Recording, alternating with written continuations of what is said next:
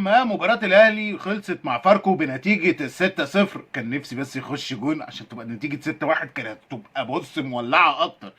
المهم بعد المباراة ما خلصت وبعد ما الدنيا خلصت وارتاحت وكل واحد روح بيتهم، في حالة من حالات الصريخ بدأت إن هي تشتغل، والموضوع بدأ إن هو يتحول من الصريخ المعتاد وحالة من حالات الهياج الغير مبررة إلى حالة من حالات بقى، ودي جديدة. ودي جديدة.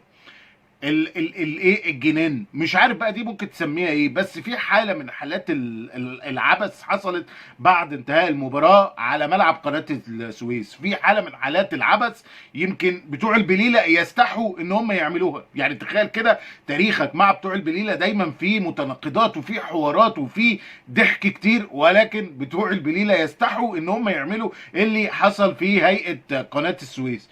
ولكن في هذه الحلقة اللذيذة أنا جايب لك نخبة مختارة من الضحك الخام، فاربط حزام الأمان وتعالى معايا عشان نتفرج.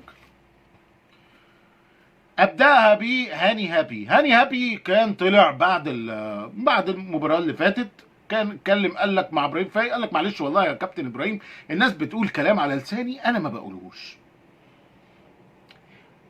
مين قال ان احنا ممكن نحتفل بالدوري والكلام ده كله؟ احنا نحتفل في حالة ان احنا فعلا كسبنا الدوري، انما لو ما كسبناش معلش انا اسف مش هنحتفل. متأكد يا كابتن هاني؟ قال لك متأكد.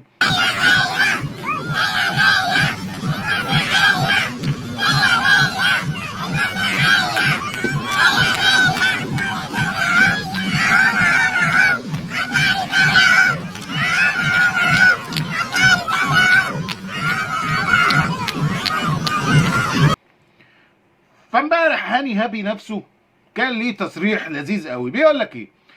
بيقول لك عيب قوي على قناه كبيره زي اون ان هي تقطع الارسال عن فريق الطموحات وجماهيره وهم بيحتفلوا بالدوري زي ما الاهلي خد مساحته او بياخد مساحته. من حقي انا كمان اخد مساحتي، انا بطل ومن حقي ان افرح. وهنا انا مش هتكلم على اي حاجه غير حاجه واحده. انت بتحتفل انت ومين معلش يا عينيا؟ قال لك انا وجماهيري. ماشي.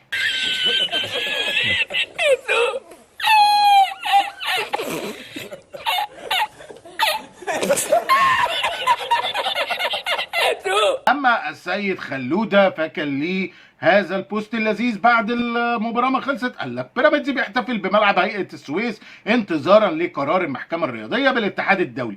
وزي ما انت شايف تحت حاطط هاشتاج الادمن، يعني ده مش خلوده. ولكن تعال نشوف خلوده نفسه عمل ايه بعد انتهاء مباراه الاهلي وفاركو. مبروك مبروك مبروك مبروك عليكم علينا. ايه الحلاوة دي؟ كتاب حياتي يا عين، كتاب كله أفراح ما شفت فيه أحزان، والدوري عمره ما راح. مبروك للأهلاوية، ألف يوم مبروك، وحياة قلبي وأفراحه وهنا ونساء في صباحه ما لقيت فرح.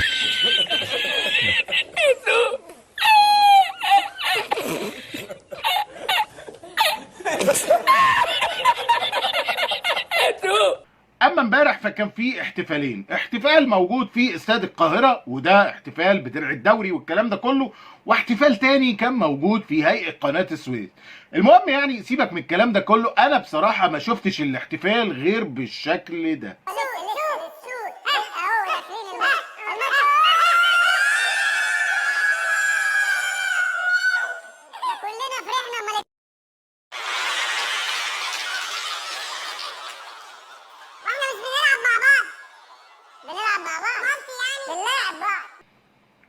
اما عبد الرحمن حميد فكان ليه تصريح لذيذ بيقول لك الجميع يعيش اوهامه ولكن الدوري يعرف مكانه.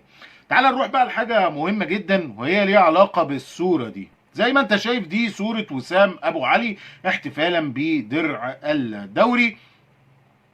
تعالى، وسام ابو علي خلي بالك من ابرز اللعيبه اللي جت النادي الاهلي. وسام ابو علي هو المهاجم رقم واحد في النادي الاهلي. وسام ابو علي هو النقطه اللي كانت دايما مفقوده في النادي الاهلي وهي المهاجم. بقالنا كام سنه قاعدين بندور مهاجم، يا رب عايزين مهاجم، وكان بيجي لنا بصراحه عاهات. لحد ما وصل وسام ابو علي الى النادي الاهلي. ثم بعد ذلك يعني تحس ان لجنه التخطيط واداره الكره في النادي الاهلي بدات تنتعش وتفكر بشكل صحيح من بعد هذه الصفقه، فرحنا لجراديشار. فالحمد لله يعني تحس ان البوصله اتظبطت. ما قبل وسام ابو علي كان في عته وكنا بندور على ناس غريبه جدا، ولكن من بعد وسام ابو علي انا حاسس ان البوصله اتظبطت شويه، فدي حاجه مهمه جدا.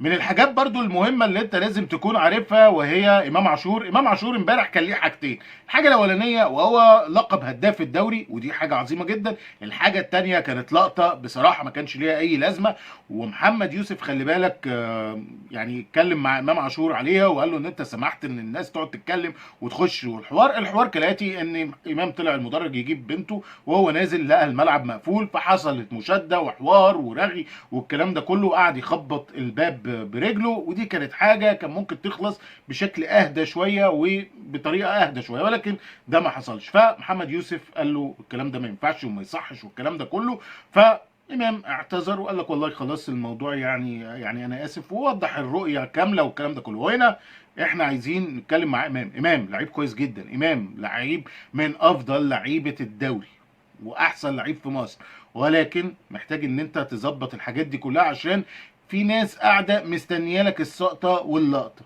فخلي بالك. اما في بص معايا على الصوره دي، ودي صوره معلول ملك الحلول وهو في وداعيه للنادي الاهلي. ارجع لي.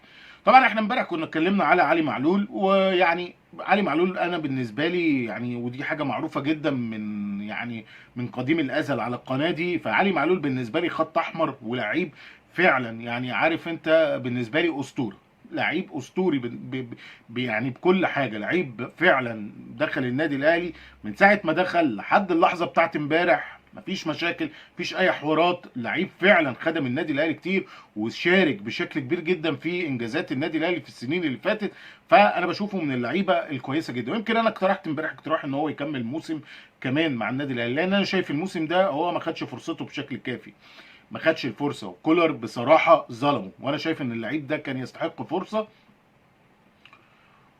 وحتى مشاركاته القليله اللي كان بينزلها كانت مشاركات مش من باب المشاركه، لا بالعكس كان ليه يعني تواجد وبصمه، كان ليه تواجد وبصمه. وارجو ان احنا نراجع موقفنا في موضوع علي معلول ده لموسم كمان، انا مش هقول لك كذا لا موسم كمان، ونشوف الدنيا ماشيه ازاي. ولكن يعني برضو حتى لو ما حصلش فدي سنه الحياه وخلاص هنعمل ايه يعني. اما عريس النادي الاهلي بقى الحقيقي فهو السيد عماد النحاس، اللي مع النادي الاهلي بصراحه جه في وقت كان صعب جدا، دخل على النادي الاهلي في 6 مباريات قدر ان هو يحقق العلامه الكامله اللي خلت النادي الاهلي في نهايه الدوري هو بطل للدوري. عماد النحاس بدأ المشوار مع النادي الاهلي بمباراه قدام بتروجيت قدر ان هو يكسبها ب 3-2، بعد كده حرس الحدود ب 5-0، المصري 4-2، سيراميكا 1-0، البنك الاهلي 2-1، وختمها بفاركو ب 6-0. لو تاخد بالك وتبص على الاهداف هتلاقي ان عماد النحاس مع النادي الاهلي كان بيحرز اهداف كتيره وكتيره جدا، فارجع لك شخصيتك الهجوميه، دي حاجه. الحاجه الثانيه ارجع لك الفريق بعد ما كان فاقد الثقه مع السيد مارسيل كولر لفريق واثق وفريق بيقدم كره كويسه. طبعا كان في دروب معاه، يعني في مباريات كانت مش احسن حاجه، بالاخص كانت مباراه سيراميكا كليوباترا البنك الاهلي، يعني الدنيا كانت صعبه شويه، ولكن بقيه المباريات كانت الدنيا في اللذيذ جدا، وانت كنت بتكسبها بفوز سهل جدا وكبير جدا. فهنا يجب ان احنا نشكر عماد النحاس، وطبعا الدوري ده زي ما يعني حابب ان اسميه هو دوري عماد النحاس وياسر ابراهيم، لان الاثنين دول يعني خلينا نكون واضحين، ياسر ابراهيم برضو انقذك في اكتر من لقطه، يعني مباراه بتروجيت طلع كوره من على المرمى، مباراه سيراميكا طلع كوره برضو من على خط المرمى، مباراه البنك طلع كوره برضو وراح عمل اسيست لوسام ابو علي فخلص لك المباراه. فالدوري ده بالنسبه لي ياخدوا 2 مناصفه، عماد النحاس وياسر ابراهيم. ولكن خلينا برضو نشكر عماد النحاس على الفترة اللي كملها مع النادي الاهلي، 6 مباريات زي ما بقول لك، عمل عوده للنادي الاهلي. اعتقد بنسبه كبيره جدا لو كان استمرينا بمارسيل كولر ما كانش زماننا امبارح بنحتفل ببطوله الدوري، لان اللعيبه كانت فقدت كل شيء مع السيد مارسيل كولر اللي فقد كل شيء، سواء شغف، سواء حتى ادراكه بالملعب، كل حاجه كان فاقدها في الاخر، وبالتالي فالمواضيع كانت صعبه جدا. ف يعني فدي حاجه يعني ايه حبيت اقولها، اني نشكر عماد النحاس وطبعا ياسر ابراهيم. اخر حاجه عايز اتكلم عليها وهي ان النادي الاهلي بيمنح اللعيبه راحه لمده 48 ساعه لالتقاط الانفاس، ثم بعد كده العوده للاستعداد لمباريات كاس العالم مع المدير الفني الجديد السيد ريفيرو، اللي المفروض كمان 48 ساعه هيمسك النادي الاهلي، ونتمنى له التوفيق. معاك بقى صفقات، معاك حاجات، قفل الدنيا، ابدا اشتغل، ورينا بقى شغلك يا عم ريفيرو. تمام.